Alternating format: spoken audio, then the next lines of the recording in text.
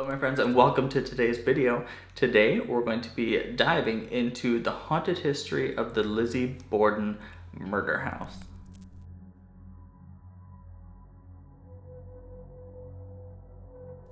I don't know why, but ever since I was a kid, for some reason, I've always been drawn to the story of Lizzie Borden and what happened within her house. I think part of it is the mystery behind it and nobody knowing for sure what really happened in that house. If you're unfamiliar with the story, Lizzie Borden and her family lived in a house in Fall River, Massachusetts.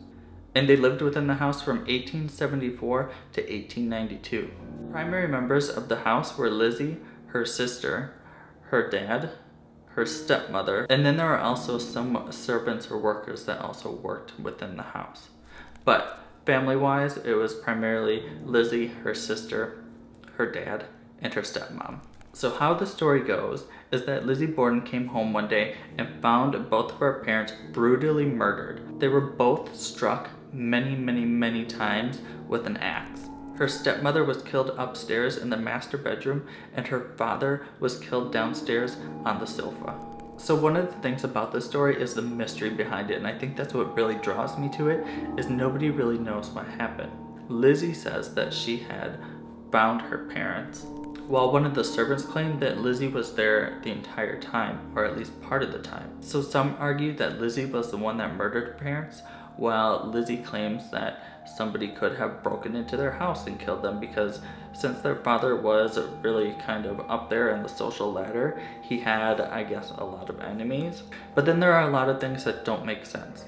Like one of the things that doesn't make sense is the dress that Lizzie was wearing that day, I think was found like in the stove. Like she tried to burn it. So if you aren't guilty of something, why would you try to burn your dress which had blood on it? Like that just doesn't make sense.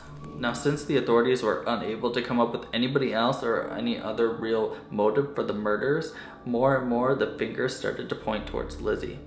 So they started to investigate her more, and that's when they found more and more discrepancies within her story and things just didn't add up. Lizzie eventually did go to trial for the murders, but was acquitted and was released, where she lived out the rest of her days a free woman. To this day, nobody really knows if Lizzie Borden was the one to kill her parents or if it was somebody else. People that are there though said that the crime scene was just horrific. I mean, imagine looking at a person that had their head bashed in with an axe multiple times over and over again. I mean, the children in the town even made up this gross little nursery rhyme about the whole situation. I think it went something like Lizzie Borden grabbed an axe, gave her mother 40 whacks. When she saw what she had done, she gave her father 41. I mean, it's just like creepy to think about these kids coming up with this nursery rhyme and kind of like taunting her with it, or, you know, it's just so bizarre. But the place, the house where the murders happened, is now a bed and breakfast. This is just like awesome. I mean, I think it's really awesome. It's one of my things on my bucket list. I want to stay at the Lizzie Borden bed and breakfast because they say it is super haunted. The person that runs the bed and breakfast right now says that the master bedroom where the mother was struck to death with an axe is the most active room in the house, and that's where they get most of the paranormal activity. So that's where I definitely would want to stay. What do you guys think about the story of Lizzie Borden? Do you think she was the one to kill her parents, or do you think it was somebody else? Would you stay a night in the bed and breakfast? How about in the room where the mother was killed? Let me know in the comments below. If you haven't already, make sure you subscribe, and we'll see you guys in the next video.